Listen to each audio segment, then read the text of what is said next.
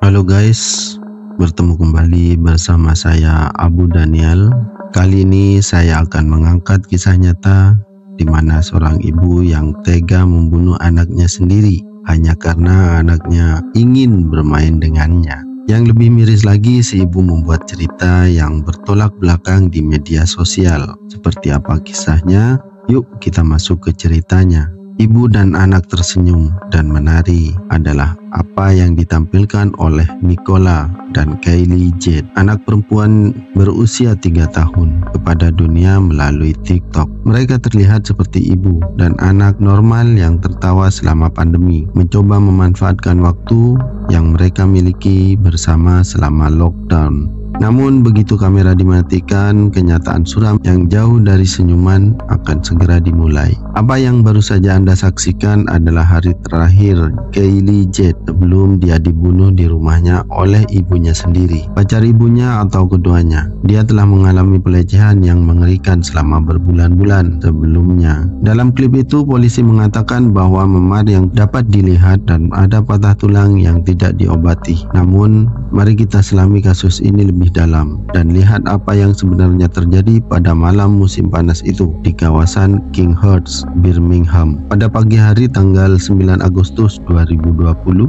layanan darurat telah dipanggil ke rumah King Hearts di Stonebridge Crescent. Ketika para medis dan polisi tiba di tempat kejadian, mereka menemukan Kylie Jade terbaring tak bernyawa di kamarnya. Kylie Jade dinyatakan meninggal sekitar pukul 11:25. Petugas pertolongan pertama mengatakan ada yang tidak beres dengan situasi ini. Seorang gadis berusia 3 tahun tanpa kondisi kesehatan yang mendasarinya baru saja ditemukan meninggal oleh ibunya. Di sana terlihat memar pada tubuh Kylie. Oleh karena itu, mereka memutuskan untuk memanggil detektif ke tempat kejadian. Begitu detektif tiba, Nicola ditangkap. Polisi ingin mendapatkan penjelasan tentang apa yang sebenarnya terjadi. Nicola diperlakukan sebagai tersangka karena dia tidak bisa menjelaskan apa yang terjadi pada Kylie. Polisi akan membiarkannya pergi, meskipun mungkin dengan jaminan. Setelah 10 hari, Nicola membuat serangkaian video TikTok. Video diposting dengan judul "Merobek Bayiku". Kemudian pada tanggal 17, dia terlihat menangis dan menyanyikan lirik lagu "Ke Orang Tuaku". Liriknya berbunyi, "Aku minta maaf ibu dan ayah. Aku tahu aku membuat kesalahan yang buruk. Seharusnya aku bisa melakukan yang lebih baik. Aku minta maaf ibu dan ayah." Mereka mengatakan bahwa dia seharusnya menjadi ibu yang lebih baik. 4 hari kemudian, Nicola membuat postingan lainnya untuk Kylie dengan teks, "Aku sangat mencintaimu sayang. Ibu tidak akan pernah melupakanmu. Malaikat, RIP." Namun hanya 1 hari kemudian, si narsis media sosial ini memposting video tantangan TikTok dari tari dengan teks, "Terlalu serius, menari dan wajah tertawa selalu membantuku." Suatu hari kemudian pada tanggal 23, Nicola memposting video ini dengan teks, "Suka pembelian riasanku. Semuanya berjalan sempurna." Itu akan menjadi video terakhir yang diunggah ke akun TikToknya. Jadi kita dapat berasumsi bahwa beberapa saat setelah ini polisi akan menyelesaikan penyelidikan mereka, dan Nicola dan pacarnya saat itu, Callum Redfern, akan didakwa dengan pembunuhan Kylie. Anda lihat, penyelidikan dibuka setelah hasil forensik mengungkapkan bahwa Kylie menderita sejumlah luka parah di dada dan perutnya. Dia juga menderita luka dalam yang parah selama penyerangan dan tercatat mengalami robekan kecil di otak dan paru-paru. Hal ini disebabkan oleh pukulan keras yang mungkin disebabkan oleh tendangan, hentakan, atau pukulan yang sangat keras di kepala. Beberapa lukanya menunjukkan tanda-tanda penyembuhan dan terjadi 2 minggu sebelum kematiannya. Ini menunjukkan bahwa dia pernah menjadi korban kekerasan fisik sebelum luka yang menyebabkan kematiannya. Luka yang menyebabkan kematiannya digambarkan sebagai hal serupa yang akan Anda lihat, seolah-olah dia terlibat dalam tabrakan lalu lintas. Bukti lain termasuk CCTV akan menjamin dakwaan yang diajukan terhadap pasangan tersebut. Anda lihat, CCTV menunjukkan bahwa Nicola dan Callum hadir di apartemen tersebut. Rekaman CCTV yang Anda lihat di awal video terjadi pada tanggal 7, dan tentu saja mereka meninggalkan apartemen, tetapi mereka kembali. Setelah itu mereka tidak meninggalkan apartemen. Callum muncul berkumpul pada tanggal 8 bersama seorang teman dan akan pergi ke suatu tempat. Namun polisi mengatakan bahwa jangka waktu Kelum hadir adalah saat penyerangan itu terjadi dan akhirnya Kelly meninggal. Oleh karena itu pasangan tersebut didakwa. Kedua terdakwa menyangkal tuduhan pembunuhan tersebut. Sidang digelar di pengadilan Birmingham pada bulan Juni 2021. Di persidangan terungkap bahwa Kelly menjadi sasaran penyerangan brutal pada tanggal 8 Agustus 2020. Namun dia tidak langsung meninggal. Diperkirakan jika dia segera dibawa ke rumah sakit untuk mendapatkan perawatan, dia kemungkinan besar bisa selamat. Namun saat Nicola menelpon layanan darurat, Kelly sudah meninggal. Jaksa penuntut mengatakan bahwa penyebab kematian Kelly mungkin karena Kelly menyela Nicola dan Callum setelah mereka terlihat menghabiskan waktu berduaan di kamar. Meskipun keduanya diadili atas pembunuhan Kelly, mereka berdua mencoba saling menyalahkan. Nicola mengatakan bahwa pada satu kesempatan sebelumnya dia mendengar Callum memukul Kelly. Pada hari Kelly meninggal, Nicola mengatakan bahwa dia pergi untuk merokok sementara Callum menidurkan Kelly. Nicola melanjutkan dengan mengatakan bahwa Callum memukul Kelly karena Kelly menggigitnya ketika Callum membantunya mengenakan baju tidur. Namun tidak ada bekas gigitan yang terlihat di tangan Callum.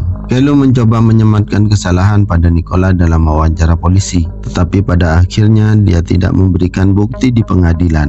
Namun pernyataan saksi akan memberikan wawasan tentang bagaimana perilaku Nicola saat bersama putrinya. Kesaksian dari ibu mantan pacar Nicola yang pernah tinggal bersama mereka pada tahun 2018.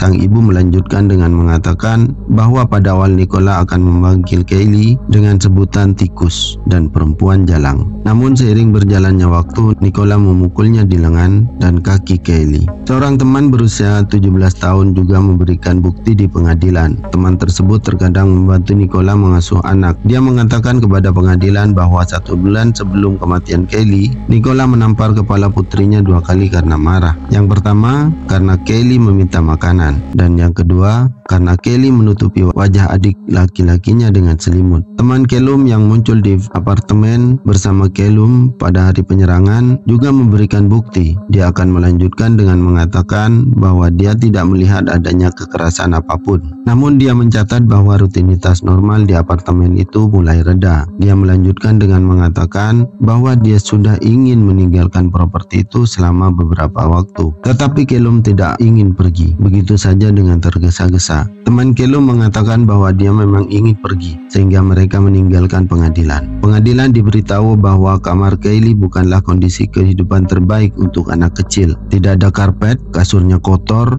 dan ketika para medis memasuki ruangan untuk memeriksa apa yang terjadi, mereka tidak bisa menyalakan lampu karena tidak ada bohlam. Meskipun jaksa tidak bisa menentukan siapa sebenarnya yang harus disalahkan atas kematian Kelly, chat antara pasangan tersebut akan menunjukkan bahwa keduanya sama bersalahnya satu sama lain. Dalam chat antara pasangan tersebut pada tanggal 24 Juli 2020, sesaat sebelum kematian Kelly, Nicola melanjutkan dengan mengatakan, "Aku akan membunuhnya karena dia terus meninggalkan ruang tamu atau pergi ke dapur. Jadi aku memukulnya karena buang BAB dalam popoknya." Callum menjawab, "Baiklah, pukul dia untukku." Nicola menjawab, "Aku akan melakukannya sayang." 3 hari kemudian, Callum mengirim pesan ke Nicola mengatakan, "Aku akan menjauhkan bocah cilik itu dariku karena muak." Namun setelah persidangan di pengadilan Birmingham, keduanya dibebaskan dari pembunuhan, tetapi dinyatakan bersalah atas tuduhan yang lebih ringan, yaitu Nicola dan Callum dijatuhi hukuman penjara masing-masing 15 dan 14 tahun karena pembunuhan tidak berencana dan pengabaian anak sehubungan dengan cedera Kelly di masa lalu. Kali ini kita kembali mendengar cerita tentang bagaimana orang tua terus membunuh anak sendiri. Kita telah membahas beberapa cerita serupa selama beberapa minggu terakhir.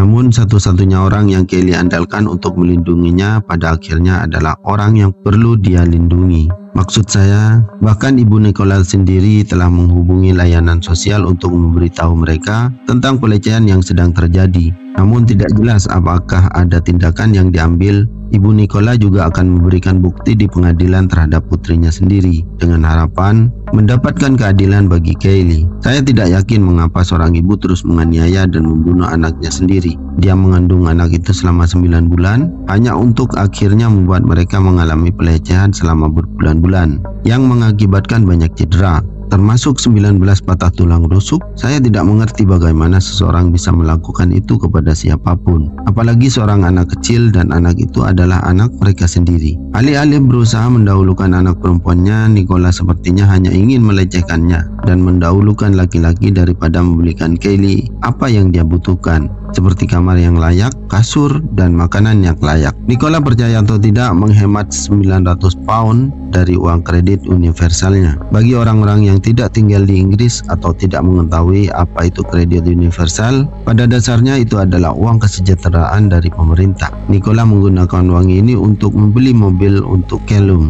Namun masalahnya adalah Callum bahkan tidak memperdulikan Nicola, selain apa yang dia katakan tentang menggunakan Nicola untuk teman tidur. Dia tidak memiliki perasaan yang tulus untuknya. Dia mengambil 900 pound dan menyimpan 300 pound diantaranya karena mobil hanya berharga 600 pound. Namun itulah kisah ibu dan anak yang membuat kita miris mendengarnya. Terima kasih telah menonton video ini. Wassalamualaikum warahmatullahi wabarakatuh.